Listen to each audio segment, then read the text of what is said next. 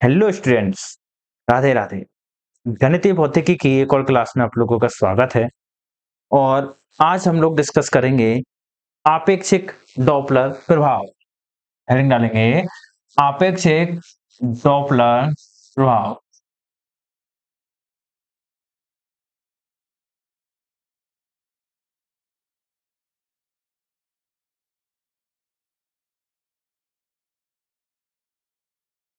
ठीक है, आपेक्षिक डॉपलर प्रभाव। अच्छा, हमारे पास अभी हमको ये डिस्कस नहीं करना कि डॉपलर इफेक्ट क्या होता है, हमें उसका रिलेटिविस्टिक केस पढ़ना है। पर एटलीस्ट हमें आइडिया तो हो डॉपलर इफेक्ट है क्या।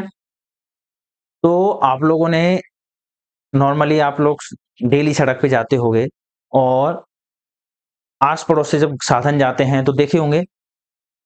मान के चलो ये गाड़ी है, गाड़ी मानने क्या है ये, ठीक है, पर बस वो असली वाली नहीं है। तो इसमें क्या है आपके पास, जब ये आप यहाँ पे खड़े हुए हो, ठीक है, मुझे कोई गुड्डा में मेरी गुड़िया खिलौना में नहीं मिला कोई ऐसा जो दिखा सको खड़ा करके, है ना। ये मेरी गुड़िया की खिलौना है।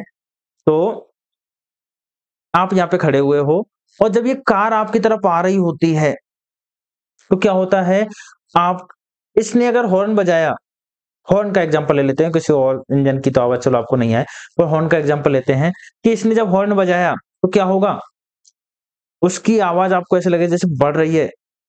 और जैसे ही अब अगर हॉर्न बजा रखा तभी भी और ये आपको हॉर्न बजाते हुए आगे क्रॉस कर गई तो आपको ऐसा लगेगा जैसे आवाज कम होती जा रही है। ठीक है, सुन के देख लेना, एक जना गाड़ी चलाएगा और बगल में से निकलेगा हॉर्न बजाते हुए, दूसरा क्या करेगा, यहाँ पे खड़ा हो जाएगा।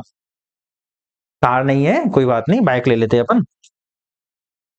ठीक है, बाइक ले लेंगे, बाइक में भी सेम ही डॉपलर इफेक्ट तो सेम ही रहेगा। अच्छा, कार नहीं है, वो नहीं है, तो एक काम करना, स्टेशन पे चले जाना। एक्सप्रेस गाड़ी है, स्टेशन स्टॉप नहीं है, तो वो हॉर्न बजाते हुए वहां से निकल जाएगी। ठीक है, हॉर्न नहीं भी बजाएगी तो भी आप वहां पे इस इफेक्ट को कर पाओगे, देख पाओगे। क्या होगा कि जब ये गाड़ी आपके पास आती है, जब ये गाड़ी आपके पास आती है, देखो हम जानते हैं प्रकाश क्या करता है, ये ध्वनि क्या करती है, तरंगों के रूप में गति करती है। ठीक है, अब जो यहां से तरंग निकली, जब इसने हॉर्न बजाया तो इसके इस पॉइंट से जो तरंग निकली वो क्या होंगी, आगे की ओर चारों तरफ गति करेंगी। ठीक है, आगे पीछे सभी दिशाओं में गति करेंगी। लेकिन जब तक ये तरंगे यहां पहुंचेंगी तब तक ये गाड़ी भी थोड़ी सी डिस्टेंस ट्रेवल कर चुकी होगी। और अब जो तरंगे होंगी उनकी जो गति है, उनकी जो प्रोड्यूस होने की जगह है वो थोड़ी सी आगे से हो रही है। तो जो आवरण होगा तरंगों का यहाँ पर क्या होगा, बहुत ज्यादा डेंस हो जाएगा, इस तरह का हो जाएगा। जैसे अगर मान के चलो ये कार है या कोई भी साधन है, तो इस जगह पर अगर आपकी कार खड़ी हुई है तो यहाँ पर जो आवरण होगा वो क्या होगा, बहुत ज्यादा डेंस हो जाएगा। जबकि यहाँ पर वो जो आवरण है वो थोड़ा सा कुछ इस तरह का आपको रहेगा। तो यहाँ पर इनकी डेंसिटी देखें, इनका घनत्व देखें, वो क्या है, कम है, ये सॉरी ज्यादा है, और यहाँ पर इनका घनत्व क्या है, कम है। तो जब भी आपको गाड़ी आगे से आती हुई दिखेगी, अगर गाड़ी आपकी तरफ आ रही है तो क्या होगा, इसकी जो वेलोसिटी, इसकी जो साउंड है, जो हॉर्न की साउंड है या इंजन की जो भी साउंड है वो क्या होगी, ज्यादा मिलेगी आपको। जबकि वो आपको छोड़ के चली गई, आपसे दूर जा रही है, तो क्या होगी, उसकी साउंड कम फील होगी। ठीक है, तो ये प्रयोग आप करके देख सकते हो। बस थोड़ा सा ध्यान रहे, ड्राइवर थोड़ा सा एक्सपर्ट होना चाहिए, वरना हॉर्न के चक्कर में कहीं आपके ऊपर चढ़ा दी तो पूरा डॉपलर इफेक्ट हो जाएगा। ठीक है, अब हमें क्या करना है, इसका रिलेटिविस्टिक केस डिस्कस करना है। ठीक है, इसका रिलेटिविस्टिक केस हमें डिस्कस करना है। तो हाँ, स्पेलिंग सही कर लेना, डॉपलर इफेक्ट DOPPLER। हाँ लिखो इसमें थोड़ा सा पहले। हाँ, अच्छा देखो, अभी हमने किसकी बात की थी, फ्रीक्वेंसी में चेंज हो रहा है, इसकी आवृत्ति में चेंज हो रहा है, हमें आवृत्ति ही निकालनी है।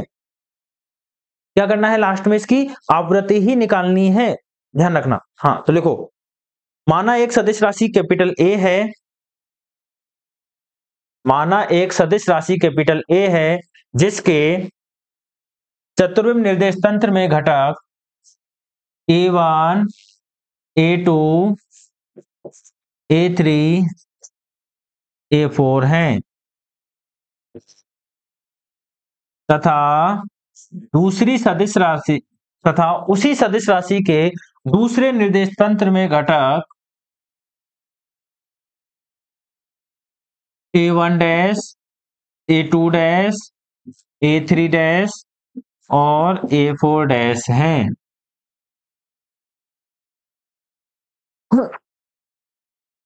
अतः घटकों के लिए चतुर्विम सदिश रूपांतरण समीकरण, अतः घटकों के लिए चतुर्विम सदिश रूपांतरण समीकरण क्या होगा?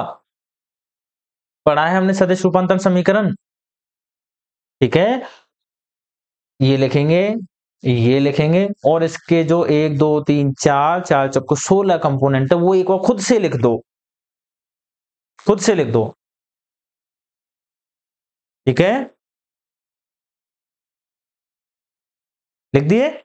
हाँ, क्या क्या लिखे आपने यहाँ पर? गामा 0 0 आयोटा बीटा गामा, यहाँ पर 0 1 0 0 0 0 1 0, यहाँ पर माइनस आयोटा बीटा गामा 0 0 और गामा, यही लिखे क्या? मिला लो एक बार, यही लिखे जो तो बहुत अच्छी बात है, आप लोग सीख गए हो। नहीं लिखे तो गड़बड़ है, क्योंकि एग्जाम को आपका 1 महीना है और 1 महीने पहले आप ये नहीं लिख पा रहे तो आप इस यूनिट का क्वेश्चन गलत करके आओगे, इसका और तीसरी यूनिट दोनों का। लिख दो फटाफट, समीकरण नंबर 1 लिख दो,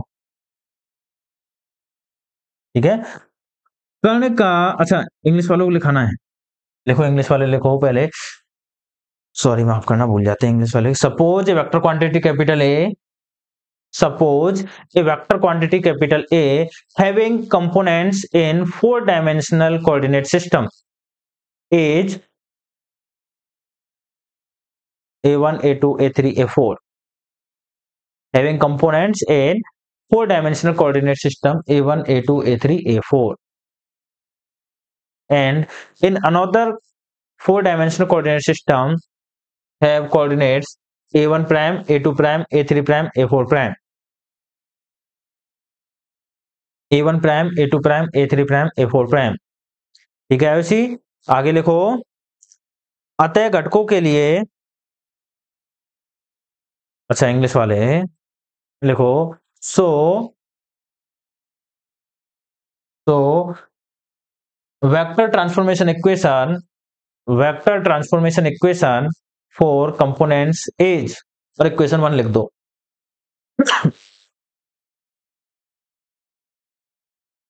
कण का स्थिति सदिश पोजीशन वेक्टर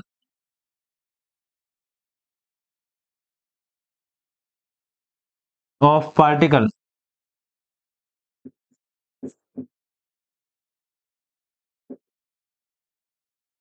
क्या हो जाएगा? आर वेक्टर बराबर के एक्स आई कैप प्लस वाई जे कैप प्लस जेड के कैप, इक्वेशन नंबर 2,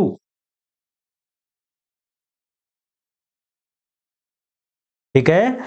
बात करें संचरण सदिश की,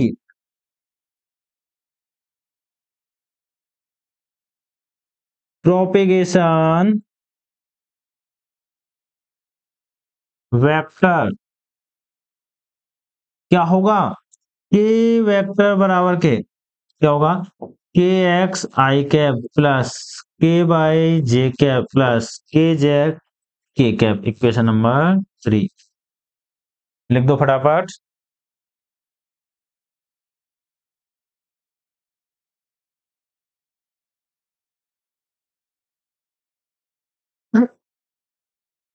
समीकरण 2 व 3 का आदेश गुणन करने पर by taking scalar product of equation 2 and 3 क्या बन जाएगा आपके पास? फटाफट बताओ, लिख देनी है लाइन जो मैं बोल रहा हूं। क्या बनेगा? आर वेक्टर डॉट के वेक्टर बराबर के, या फिर के वेक्टर डॉट आर वेक्टर, हाँ उल्टा लिख देंगे यहाँ पर, उनको वो चाहिए फॉर्म इसीलिए उसी में बना रहे हैं ना। के वेक्टर डॉट आर वेक्टर क्या बन जाएगा? के एक्स इंटू एक्स प्लस के बाई इंटू बाई प्लस के Z into Z. Equation number 3। संचरण नियतांक होता क्या है? 2 पाई अपॉन लैम्डा। के बराबर कितना होता है? 2 पाई अपॉन लैम्डा। संचरण नियतांक की परिभाषा से क्या होता है? के बराबर के 2 पाई अपॉन लैम्डा, यही होता है।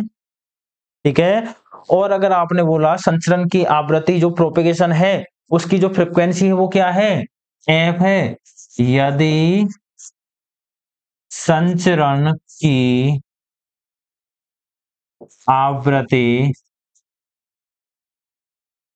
एफ है, के बराबर मैंने क्या कर दिया? 2 पाई एफ बटे लैम्डा एफ।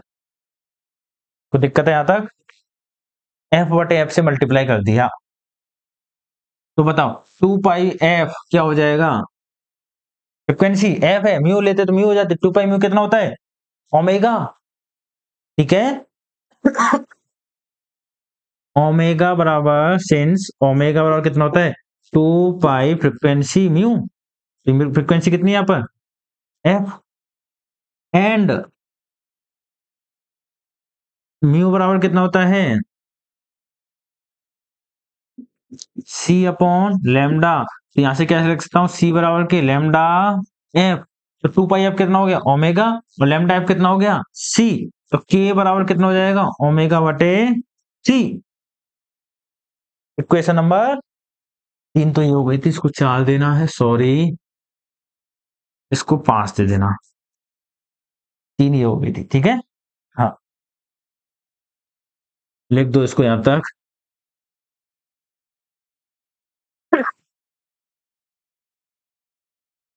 लिख दिया। हाँ, वेव का जो इक्वेशन होती है, वेव का विस्थापन होता है, वो कितना होता है? हम जानते हैं तरंग का मानक समीकरण कितना होता है? x बराबर के ए क्या है? आयाम, एम्पलीट्यूड। इंग्लिश में लिखेंगे standard. We know that standard equation of wave is x बराबर A sine k vector dot r vector minus omega t. K vector dot r vector minus omega T.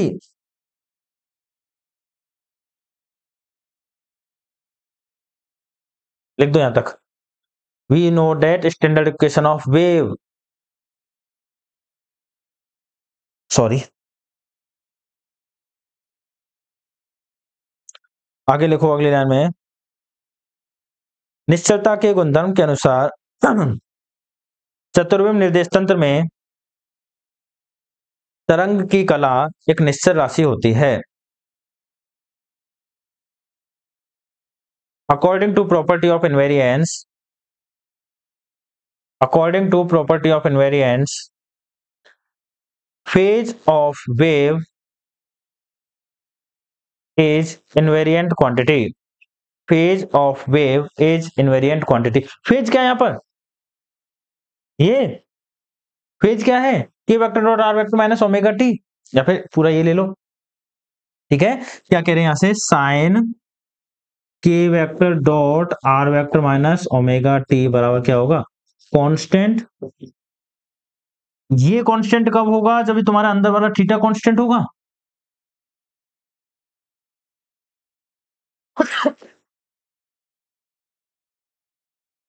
क्या होगा? के vector dot r vector minus omega T बराबर के constant. ठीक है, यही होगा। और यहां पर अगर मैं बात करूं समीकरण 4 से इसका मैं मान रख दूं, समीकरण 4 से मान रखने पर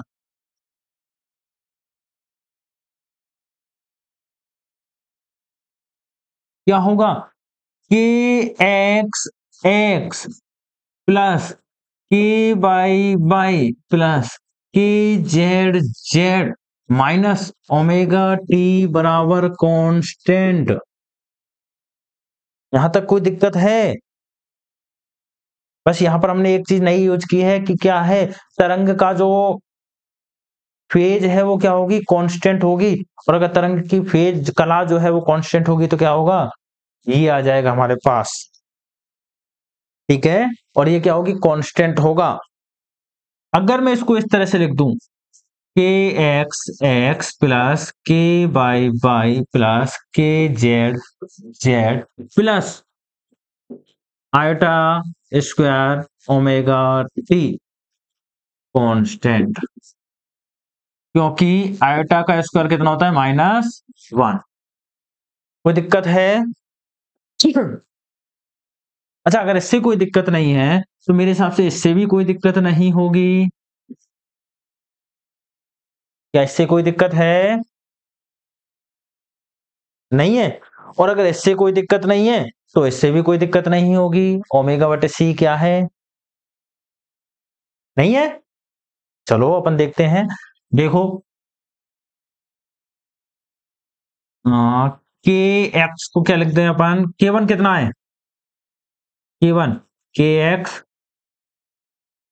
के टू के वाई, वही संकेतों के रूप में है ना, के थ्री कितना है, के जेड, और के फोर कितना है, ओमेगा बटे सी।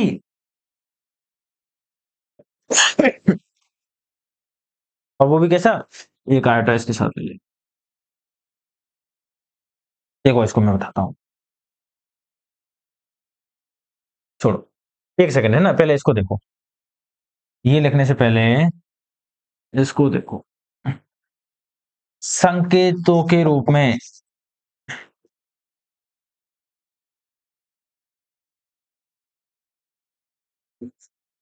ठीक है, एक्स को क्या लिख दूं मैं, x1, वाई को क्या लिख दूं, या फिर x1 हमने क्या बोला था, x, x2 क्या बोला था, y, x2, x3 क्या बोला है, z, और x4 क्या था, आयोटा सी टी। यहां से क्या ले लिया, एक आयोटा, एक सी और एक टी, x4 हो गया। वही है पहले यूज किए थे हमने, है ना। कि वन कितना हो जाएगा, कि एक्स, के टू के वाई, के थ्री के जेड, और के फोर कितना होगा, बचा कुचा कौन है यहाँ पर, आयोटा बच गया एक, ओमेगा अपॉन सी, आयोटा ओमेगा अपॉन सी। देखो ओमेगा अपॉन सी के था अपने पास, है ना, ध्यान रखना। कोई दिक्कत है? तो यहां से मेरे पास ये क्या बनेगा, के वन एक्स वन प्लस के टू एक्स टू प्लस के थ्री एक्स थ्री प्लस के फोर एक्स फोर बराबर के कांस्टेंट, यही बनेगा। अगर मैं इसको इस तरह से लिख दूं, म्यू इक्वल टू 1 से लेके 4 के म्यू एक्स म्यू बराबर कांस्टेंट, CONSTANT स्पेलिंग आती है मुझे, पर मैं जल्दी के मारे नहीं लिख रहा। ठीक है, और निश्चलता के नियम से क्या हो जाएगा, ये कांस्टेंट है, तो H dash frame of reference में क्या हो जाएगा, इन H dash frame of reference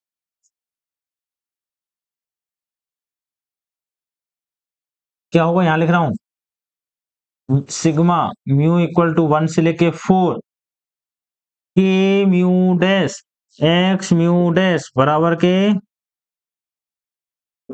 constant. लिख दो यहां तक फटाफट।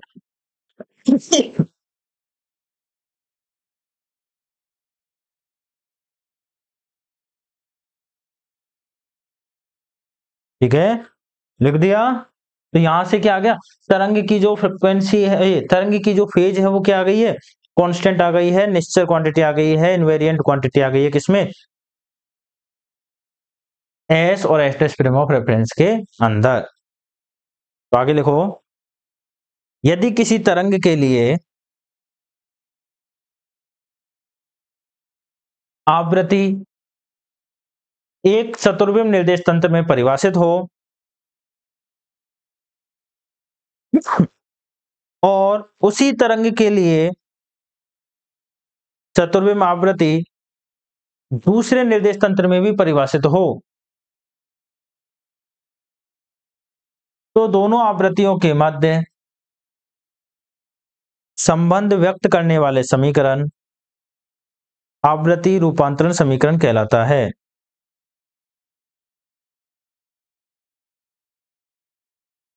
If for a wave, if for a wave, अच्छा रुको एक सेकंड, रुको वापस लिखना इसको।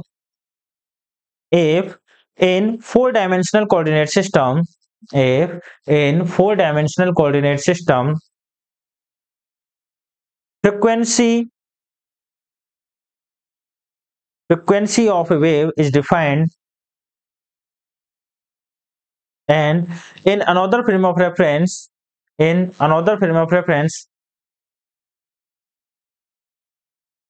frequency is also defined, then those equations which relate both coordinates are known as four frequency transformation equation. Four frequency transformation equation. ठीक है, यहां तक कोई डाउट है? नहीं है? तो अब देखो यहां से हम क्या लिखेंगे, क्या बोल दिया हमने, देखो फ्रीक्वेंसी के म्यू डैश और के म्यू कैसे आ गए अपने पास, कांस्टेंट आ गए हैं, तो हम इनको क्या कर सकते हैं, फ्रीक्वेंसी के रूप में लिख सकते हैं, उसके ट्रांसफॉर्मेशन इक्वेशन के रूप में लिख सकते हैं। कैसे, इधर देखो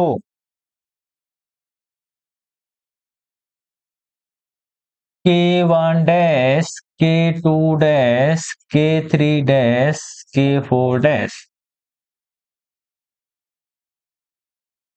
गामा 0 0 आटा बीटा गामा 0 1 0 0 0 0 1 0 माइनस आटा बीटा गामा 0 0 जी गामा, इतना है यहाँ पर गामा है। ठीक है, और यहाँ पर है K1 K2 K3 और K4। ठीक है, ये क्या है, फ्रीक्वेंसी के बीच में रिलेशन इक्वेशन, रिलेशन बता रहे हैं, तो ये क्या है, फ्रीक्वेंसी ट्रांसफॉर्मेशन इक्वेशन। ठीक है, और यहां से अगर आप K1 डैश लिखना चाहो तो कितना लिखोगे, K1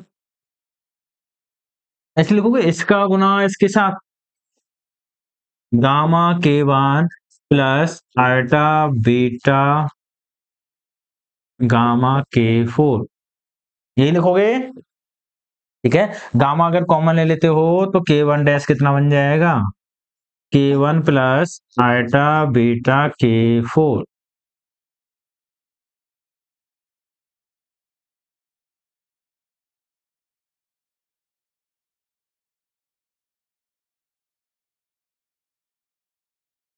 K2 डैश, K2 के बराबर K3 डैश और K4 डैश कितना बनेगा, minus ultra beta gamma K1 इसका गुना इसके साथ प्लस गामा K4, और यहां से अगर आप K4 डैश लिखते हो, गामा कॉमन ले लो, माइनस आल्टा बीटा K1। ठीक है, इक्वेशन दे देना, इसको उल्टा लिख दो भले से,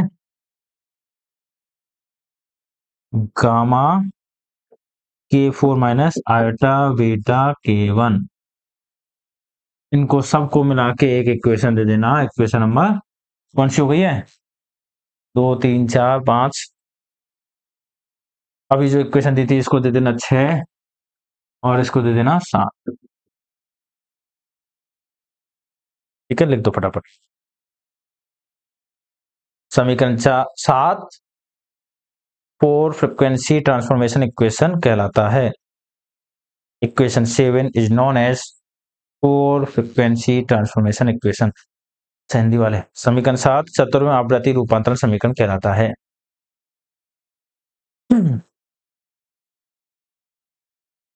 लिख दो फटाफट।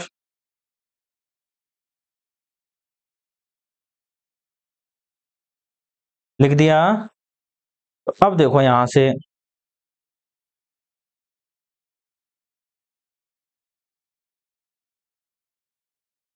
रिकॉर्ड तो 25 मिनट की हो गई है, ठीक है।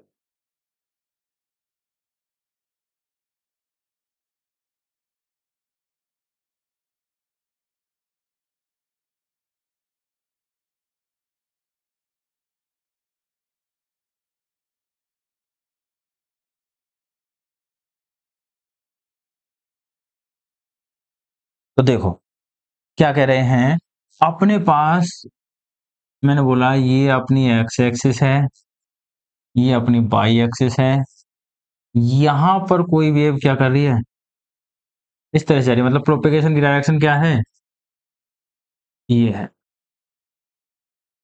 ठीक है।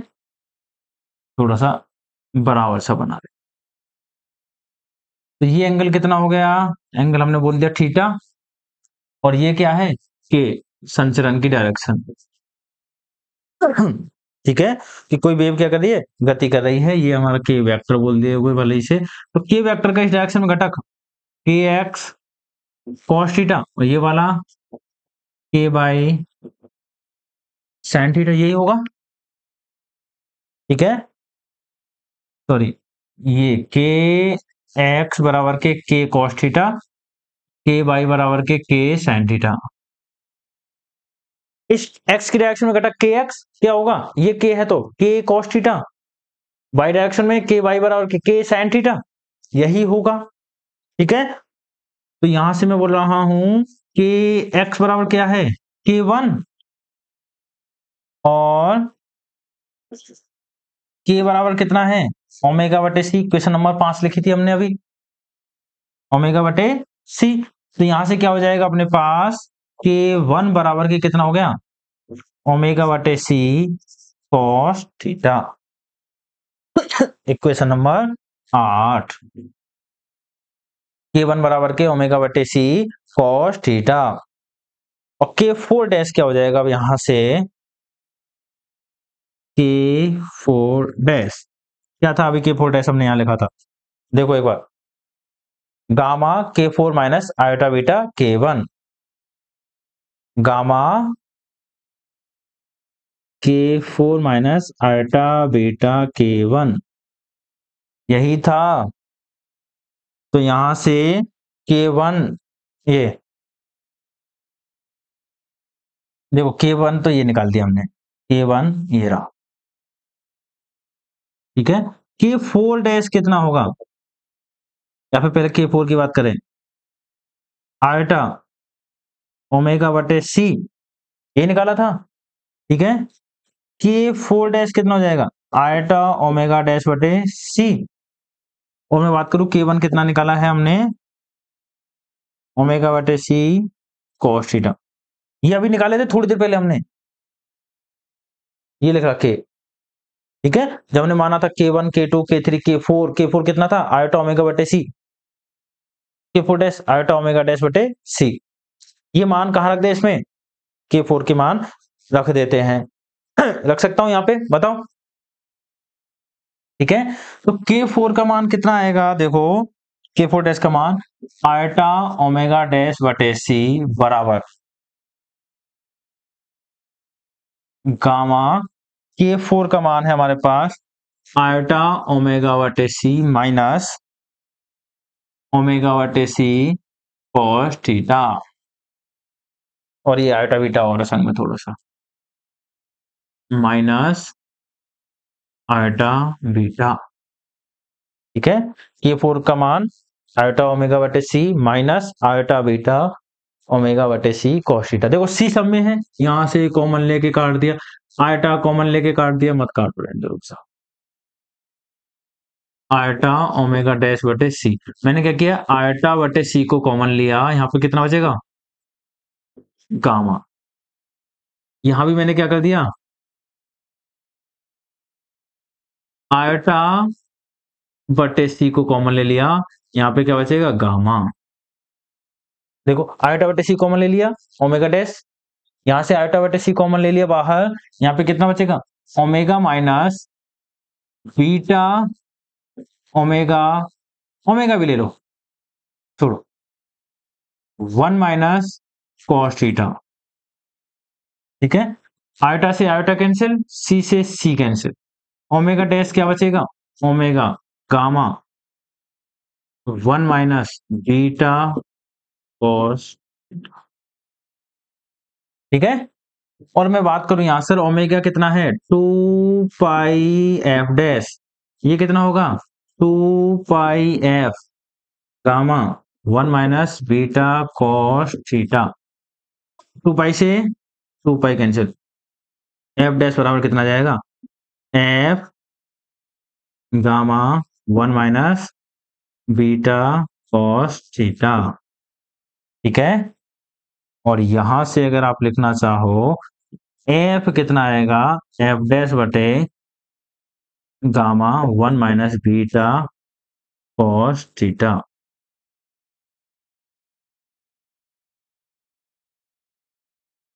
लिख दो फटाफट यहां तक।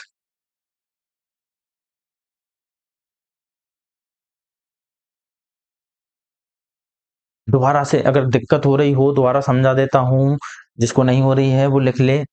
देखो कुछ नहीं किया हमने अभी तक, क्या किया है, डॉपलर इफेक्ट हमने बोला था फ्रीक्वेंसी के बारे में बातें करेगा। ठीक है, तो एक सदिश क्वांटिटी ली थी ए, जिसके 4 कोऑर्डिनेट थे A1 A2 A3 A4। दूसरे फ्रेम ऑफ रेफरेंस में कोऑर्डिनेट थे A1 dash A2 dash A3 dash A4 dash. ठीक है, यहां तो कोई दिक्कत नहीं, इक्वेशन 1 लिख दी थी हमने, A1 A2 A3 A4। फिर हमने क्या किया था, पोजीशन वेक्टर आर वेक्टर निकाला था, के वेक्टर निकाला था। ठीक है, पोजीशन वेक्टर आर वेक्टर और के वेक्टर के बीच में हमने निकाला था, और वहां से एक वेव का स्टैंडर्ड इक्वेशन निकाली, क्या होती है, ए साइन के आर वेक्टर के vector dot r vector minus omega T. क्या होती है, ए sine k vector dot r vector, क्या होती है, के वेक्टर डॉट आर वेक्टर, इसलिए हमने के वेक्टर डॉट आर वेक्टर निकाल लिया पहले ही, minus omega t, minus omega t. तो k vector dot r vector के 3 कंपोनेंट और ओमेगा टी का चौथा कंपोनेंट। ठीक है, वहां से हमने उन चारों कंपोनेंट को लेकर के एक इक्वेशन निकाली, जिसमें हमारे पास चारों कोऑर्डिनेट्स आ गए, k1 dash k2 dash k3 dash k4 dash constant हो गए थे, हमने वहां से निकाल दिया कांस्टेंट करके। ठीक है, फिर हमने बोला कि देखो अगर कोई वेव प्रोपेगेट कर रही है तो एक्स डायरेक्शन में उसका क्या कंपोनेंट होगा, k cos theta, Y direction में k sin थीटा। ठीक है, तो यहां से k1 और k1 का मान निकाल लिया, और k4 का मान ये रहा, यहां से फ्रीक्वेंसी का मान हमने निकाल दिया है। ठीक है, फ्रीक्वेंसी की हमें बातें करनी है रिलेटिविस्टिक डॉपलर इफेक्ट में। तो इक्वेशन दे देना इसको नंबर, इक्वेशन नंबर 9, और लिख देंगे हम समीकरण 9 सापेक्षिक डॉपलर प्रभाव को परिभाषित करता है। Question 9 define relativistic Doppler effect. समीकरण 9 में उपस्थित थीटा प्रेक्षक के लिए कोण को व्यक्त करता है। समीकरण 9 में उपस्थित थीटा प्रेक्षक के लिए, तो यहां पर कौन है, प्रेक्षक है। प्रेक्षक कौन है, ऑब्जर्वर लिख लेना, OBSER VER। ठीक है, कौन है, ऑब्जर्वर है, प्रेक्षक के लिए कोण को व्यक्त करता है। प्रेक्षक की स्थिति के आधार पर डॉपलर प्रभाव दो प्रकार का होता है, पहला अनुप्रस्थ डॉपलर प्रभाव, दूसरा अनुदैर्ध्य डॉपलर प्रभाव। इंग्लिश वाले लिखो, समीकरण, हाँ define equation 9 define relativistic Doppler effect. Theta present in equation 9, theta present in equation 9 represent angle for observer, angle for observer.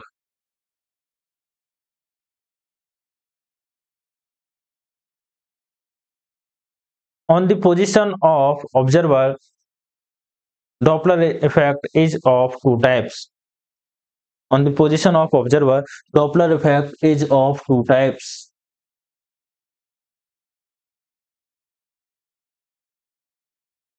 First one, transverse Doppler effect.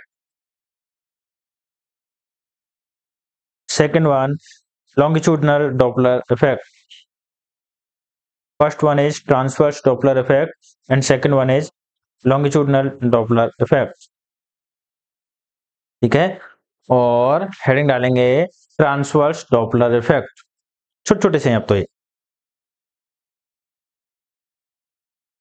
Transverse Doppler effect और इसमें लिख दो पहले that Doppler effect in which observer is perpendicular to the wave of propagation, वह Doppler प्रभाव जिसमें प्रेक्षक तरंग संचरण के लंबवत उपस्थित हो अनुप्रस्थ डॉपलर प्रभाव कहलाता है।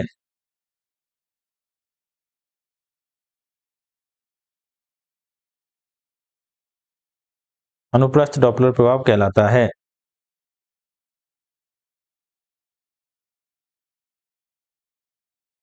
ठीक है, अब बताओ अगर लंबवत उपस्थित है तो थीटा का मान कितना होगा 90 डिग्री।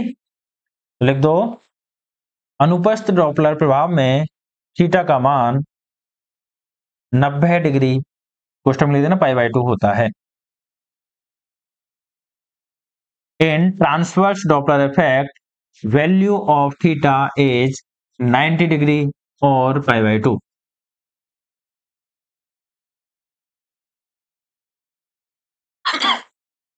डिग्री और π/2 तो थीटा बराबर 90 डिग्री कॉस थीटा बराबर कॉस 90 बराबर कितना हो जाएगा 0।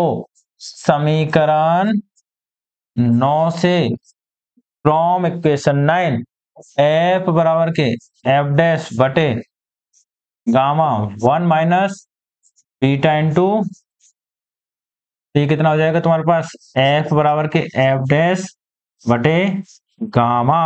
गामा का मान कितना होता है 1 बटे under root of 1 minus B square बटे सी स्क्वायर।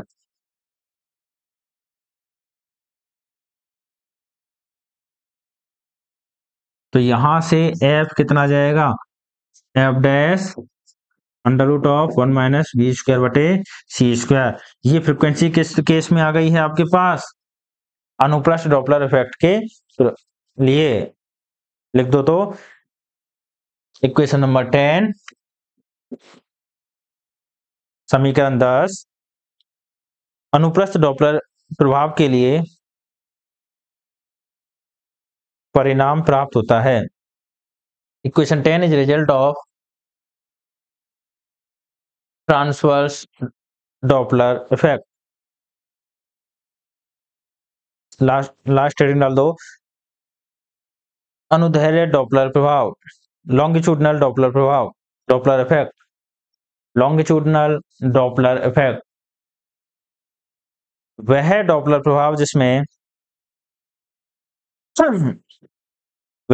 प्रभाव जिसमें प्रेक्षक तरंग संचरण की दिशा के समांतर हो तरंग संचरण की दिशा के समांतर हो।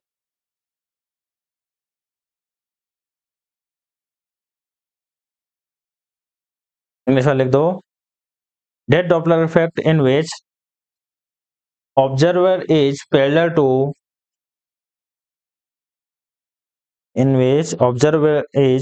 to direction of propagation of wave।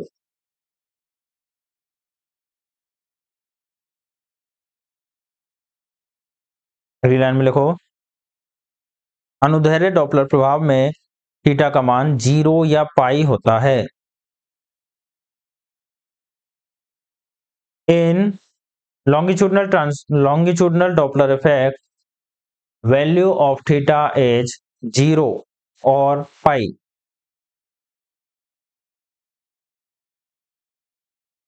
Case ए लगा दो इसके अंदर यदि थीटा बराबर 0 डिग्री हो,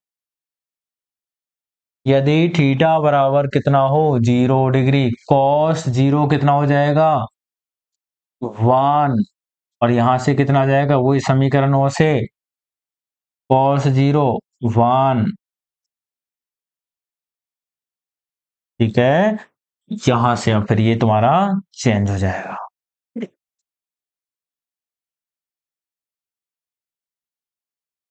देखो यहां तक बीटा का मान कितना होता है,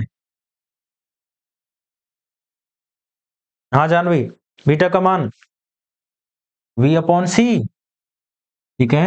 यहां लिखेंगे सेंस बीटा बराबर के v अपॉन सी, और एंड गामा कितना होता है 1/√(1 - v²/c²। हाँ कुलदीप, सही है, ठीक है। एफ बराबर क्या हो जाएगा एफ डैश 1 - v/c, और ये क्या हो जाएगा गामा √(1 - v²/c²। ध्यान से देखना, ठीक है। मुझे पता है कैलकुलेशन तुम जानते हो, फिर भी ध्यान से देखना। इसको अगर मैं इस तरह से लिख दूं, एफ बराबर के एफ डैश 1 - v/c की पावर 1/2 इंटू 1 - v/c की पावर 1/2। कोई दिक्कत है, 1/2 सेम, 1/2 इंटू 1/2 कितना हो जाएगा 1 हो जाएगा, गुणा नहीं करोगे पावर जुड़ जाएंगी, स्क्वायर हो जाएगा, कैंसिल हो जाएगा, स्क्वायर से रूट कुछ भी कर दो।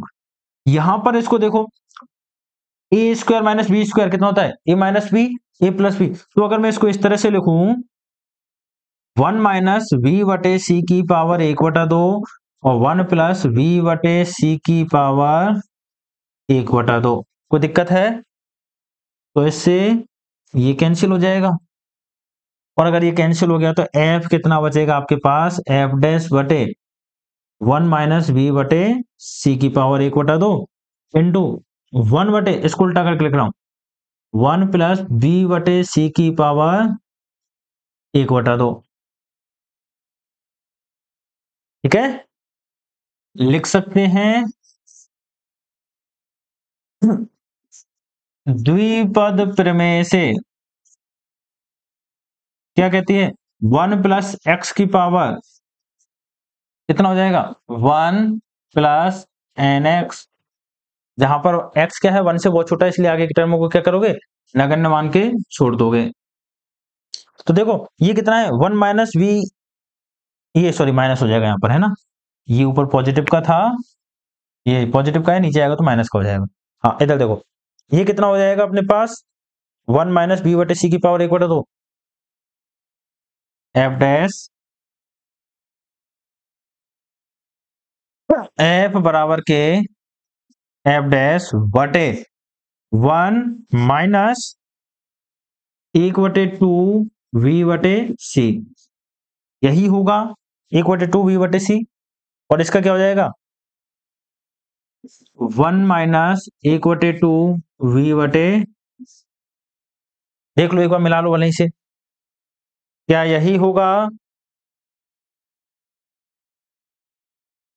देखो 1 प्लस माइनस है तो माइनस आ जाएगा, ठीक है। इधर देखो एफ बराबर क्या हो जाएगा एफ डैश बटे, देखो 1, इसका गुना इसके साथ करूंगा तो -1/2 v/c, इसका गुना इसके साथ करूंगा तो -1/2 v/c, minus minus plus 1/4 v²/c²। अच्छा वैसे भी कर सकते हो 1 - इसका होल स्क्वायर, यही आएगा एक्सपेंड करोगे तो, ठीक है। ये कितना हो जाएगा तुम्हारे पास f बराबर के f डैश बटे 1 - v/c, और इसको क्या करोगे नगण्य मानकर छोड़ने पर। हाँ मुझे पता है थोड़ा सा रिलेटिविस्टिक में अपन बहुत आगे आ गए हैं, तो थोड़ा सा 2 बार देख लेना इस क्लास को, समझ में आ जाएंगी सारी चीजें, ठीक है। हाँ लिख दो फिर यहां तक।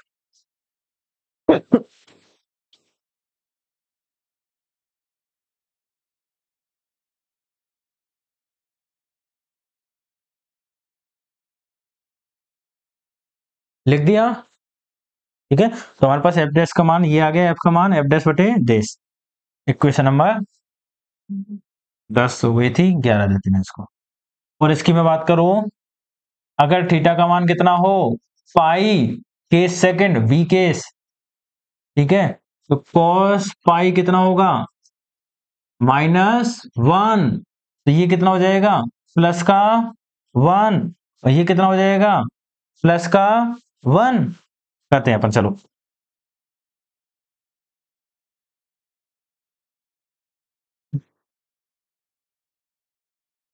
देखो वही चीज रहेगी, एफ बराबर के एफ डैश बटे गामा का मान 1 माइनस बी स्क्वायर बटे सी स्क्वायर, और 1 प्लस बीटा का मान बी बटे सी एफ डैश। इसको लिख दिया मैंने कितना, 1 माइनस वी स्क्वायर वी बटे सी की पावर 1/2, और इसको 1 प्लस वी बटे सी की पावर 1/2 लिख सकता हूं। और इसको लिख दिया मैंने 1 प्लस वी बटे सी की पावर 1/2, 1 प्लस वी बटे सी की पावर 1/2, और ये कैंसिल। ठीक है, ऐसे काट एक ही बात है, ठीक है। एफ बराबर के एफ डैश, हाँ, बटे 1 प्लस वी बटे सी की पावर 1/2, और 1 बटे 1 माइनस वी बटे सी की पावर -1/2। द्विपद में क्या कहती है, बाइनोमियल थ्योरम क्या कहती है, from binomial theorem 1 plus x की पावर एन कितना हो जाएगा, 1 प्लस एन एक्स। तो ये कितना होगा आपके पास, बताओ मुझे।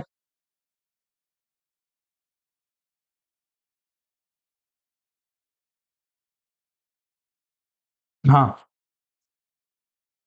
F dash 1 plus N X, 1 plus 1/2, 1 plus 1/2 V बटे C X, 1 plus N X. यहाँ पे कितना होगा, 1 प्लस माइनस माइनस प्लस का हो गया 1/2 वी बटे सी। कितना हो जाएगा, एफ डैश बटे 1 प्लस 1/2 वी बटे सी प्लस 1/2 वी बटे सी प्लस 1/4 वी स्क्वायर बटे सी स्क्वायर। ये क्या हो जाएगा, वही नगण्य मान के छोड़ने पर, और यहां से कितना जाएगा, एफ बराबर के, देखो जोड़ोगे इन दोनों को तो कितना जाएगा, 1 प्लस वी बटे सी। इक्वेशन नंबर, ठीक है। तो समीकरण 11 और समीकरण 12 अनुदैर्ध्य डॉपलर प्रभाव को, अनुदैर्ध्य डॉपलर प्रभाव के समीकरण कहलाते हैं। Equation 11 and equation 12 are known as equation of longitudinal Doppler effect.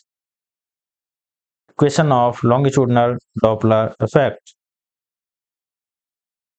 ठीक है, तो कल की क्लास में इस चैप्टर को अपन खत्म कर देंगे। एक क्लास और लगेगी इस चैप्टर को खत्म होने में, ठीक है। चलो फिर, उम्मीद है समझ में आया होगा। कोई चीज समझ में नहीं आई हो, मैं फिर से कह रहा हूं, कोई चीज समझ में नहीं आई हो कमेंट करके पूछेंगे, ठीक है। अगर पॉसिबल हुआ तो मैं तुरंत कमेंट पे रिप्लाई कर दूंगा, और अगर कमेंट पे रिप्लाई में मुझे लगेगा कि ये टॉपिक कमेंट पे समझ में नहीं आएगा, ठीक है, तो मैं कल तो नहीं, परसों वाली वीडियो में, क्योंकि कल तो ये वीडियो आप देखोगे उसके कुछ समय बाद ही मैं रिकॉर्ड कर दूंगा। आज तो मैं लेट हो गया, क्या बात, 1 बज गया, तो 1 बज गया रात के, ठीक है, लगभग लगभग 1 बज गया है। तो कल 5 बजे आपको ये वीडियो मिलेगी, आप इसे देखोगे तब तक मैं अगली वीडियो रिकॉर्ड कर चुका हूँगा। ठीक है? हाँ, अगर मैंने बाद में रिकॉर्ड की तुम्हारी क्लास के और तुम्हारे कमेंट मैंने देख लिए, तो मैं हाथों-हाथ रिप्लाई कर दूँ। ठीक है? चलो फिर पढ़ते रहो, कोई समस्या है तो पूछते रहना और पढ़ लो यार, कुछ नहीं दे रखा। फालतू बकवास करने के बजाय, इधर-उधर घूमने के बजाय पढ़ लो। ठीक है? हाँ, मैं उन्हीं से कह रहा हूँ जो मुझे दिखे थे घूमते हुए। कोई नहीं, चलो तुम्हारी ज़िंदगी है, तुम जैसे इसे एन्जॉय करना चाहो करो। थोड़ा बहुत पढ़ लोगे तो अपने लिए, नहीं तो नहीं पढ़ोगे अपने लिए। चलो, राधे-राधे।